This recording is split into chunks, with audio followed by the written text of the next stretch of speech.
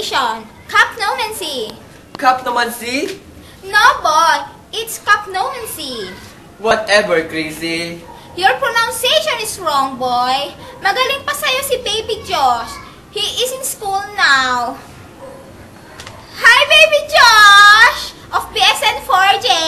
Hello. Be good to your teacher, Ma'am Lourdes. Hi. Hi then, Baby Josh.